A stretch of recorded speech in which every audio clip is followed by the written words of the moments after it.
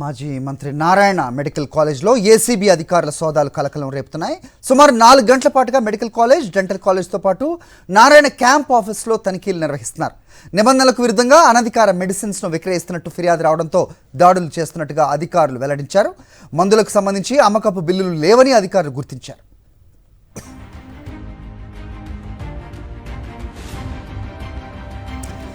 ఇదే అంశంపై మరిన్ని అప్డేట్స్ మా కరెస్పాండెంట్ వెంకటనారాయణ అందిస్తారు. వెంకటనారాయణ, చెప్పండి. నారాయణకి సంబంధించి చాలా అంశాల్లో ఇలాంటి ఇవి చూస్తూ ఉంటాం, కంప్లైంట్స్ అవ్వచ్చు, లేకపోతే ఎప్పుడు న్యూస్లో ఉంటుంది.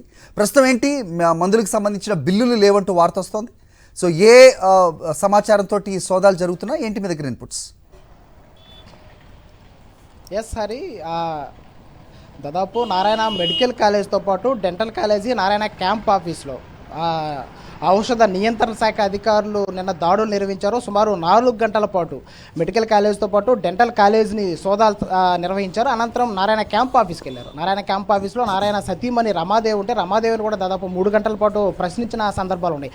అయితే ప్రధానంగా ఈ మెడికల్ కాలేజ్, డెంటల్ కాలేజ్లో అనధికారికంగా మందులు క్రయ విక్రయాలు జరుగుతున్నాయి, ప్రభుత్వ నిబంధనలకు విరుద్ధంగా ఇక్కడ అమ్మకాలు జరుగుతున్నాయనే ఫిర్యాదులు పెద్ద ఎత్తున వచ్చిన నేపథ్యంలో ఒక్కసారిగా నిన్న ఆ డ్రగ్ అండ్ కంట్రోల్ అధికారులు ఎవరైతే అసిస్టెంట్ డైరెక్టర్ ఉన్నాడో వీరకుమార్ ఆధ్వర్యంలో నెల్లూరు కావచ్చు, కావలి, గుంటూరు 3 ప్రాంతాలకు సంబంధించిన డ్రగ్ కంట్రోల్ అధికారులు నిన్న విజిట్ చేశారు. ఒక్కసారిగా ఆకస్మికంగా తనిఖీలు నిర్వహించారు. అయితే పక్కగా బందోబస్తు, ఎందుకంటే ఇక్కడ దాడులు జరిగే అవకాశాలు ఉన్నాయని గ్రహించిన అధికారులు కూడా ముందస్తుగా లోకల్ పోలీసులు ఉంటారు, వాళ్ళ ప్రొటెక్షన్ తీసుకున్నారు. వాళ్ళ ప్రొటెక్షన్ ఆధ్వర్యంలో నిన్న సాయంత్రం 5 గంటల ప్రాంతంలో కాలేజీలోకి ఎంటర్ అయ్యారు. అయితే కాలేజీలోకి ఎంటర్ అయ్యే క్రమంలో ఏదైతే మెడికల్ కాలేజ్ నుంచి బయటకు వచ్చే వాహనాలన్నింటి కూడా పోలీసులు క్షుణ్ణంగా పరిశీలించారు.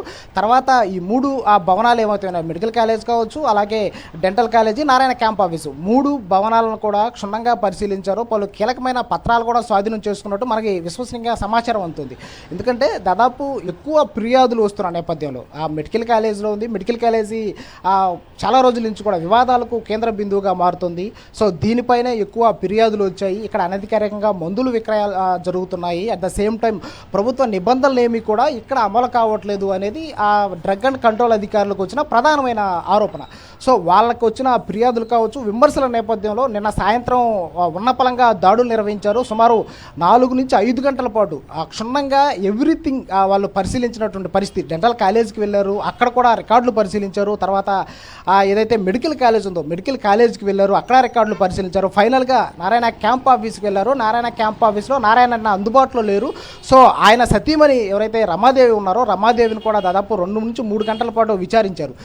పలు ప్రశ్నలు కూడా సంధించారు. ఎక్కడి నుంచి మందులు కొనుగోలు చేస్తున్నారు, దానికి సంబంధించిన బిల్లులు ఏమైనా ఉన్నాయని కూడా మొత్తం అధికారులు ప్రశ్నించిన నేపథ్యంలో ఫైనల్గా ఒక పంచనామాని నివేదికని సిద్ధం చేశారు. దాదాపు 4 గంటల పాటు తనిఖీలు చేపట్టామని కూడా డ్రగ్ అధికారులు కూడా చెప్తున్నటువంటి పరిస్థితి. అయితే ఈ దాడులకు సంబంధించి జిల్లా వ్యాప్తంగా కూడా ఒక సంచలనంగా మారినటువంటి పరిస్థితి ఉంది హరి ఇక్కడ.